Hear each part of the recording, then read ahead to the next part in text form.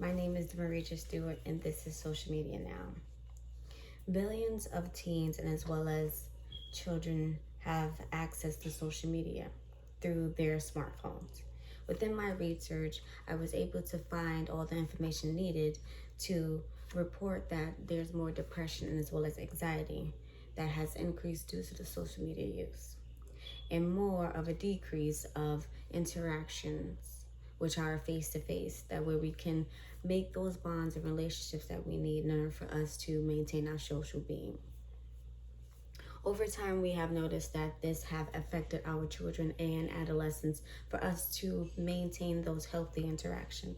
And as parents and loved ones, we need to find solutions to help save our children in order for us to protect them and provide them proper guidance to move forward in the future.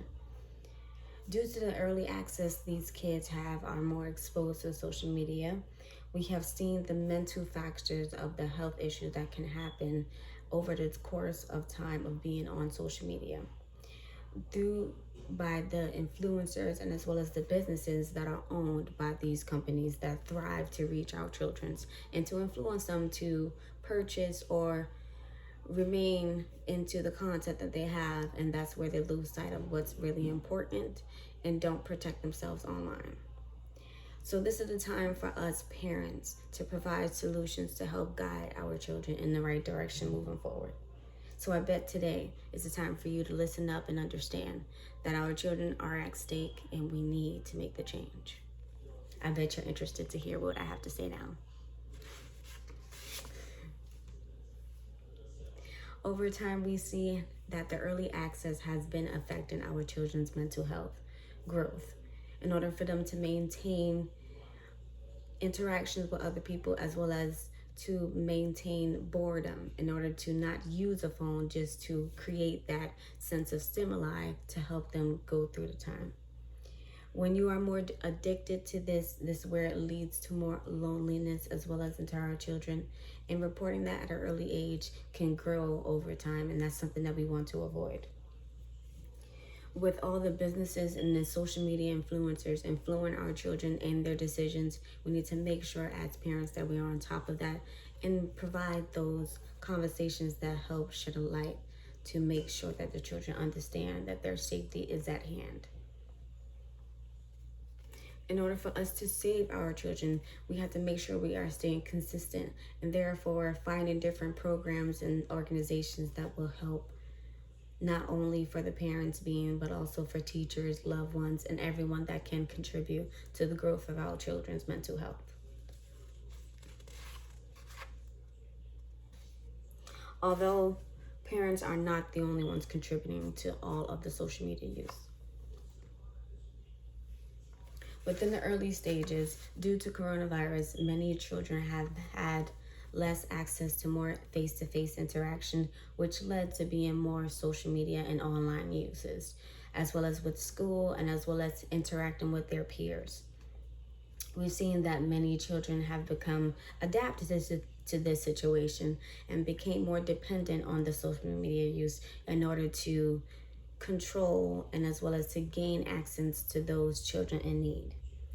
And also, with the children having the main access in the mainstream to social media, we have seen that it's caused the children to be more isolated than before.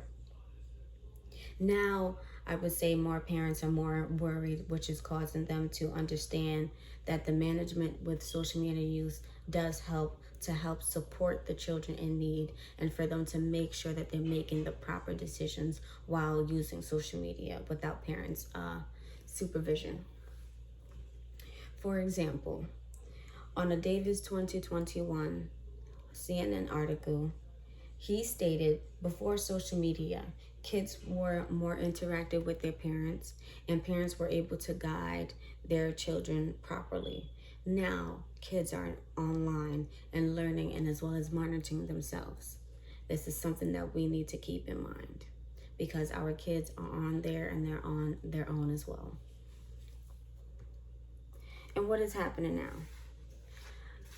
Over time, we have noticed and we've seen on a Common Sense Media survey that a lot of kids have reported, at least 13% of them have reported that they have at least cross, or often sometimes cross, a type of content that may have disrupt their time being on social media, such as with abuse, and as well as hateful content such as sexism, pornography, cyberbullying,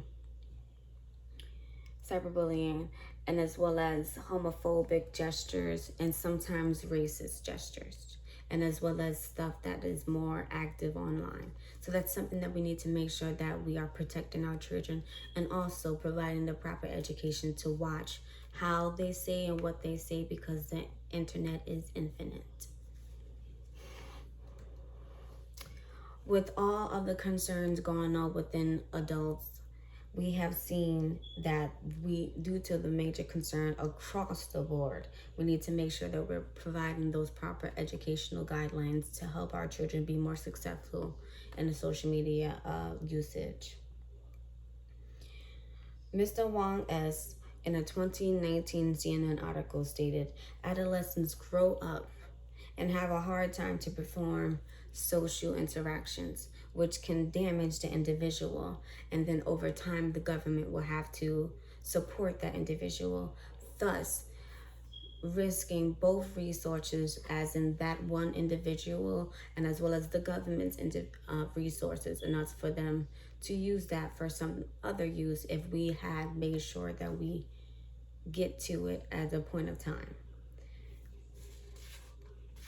So one thing I can definitely say that I would like you to listen to and understand is our kids are being affected by the time that they are on social media. And if we do not shed a light to what's going on, our kids will grow up into this world and maintain that unhealthy mentality. So let us all stand together and make sure that we put that more effort into our children. I thank you. Have a blessed day.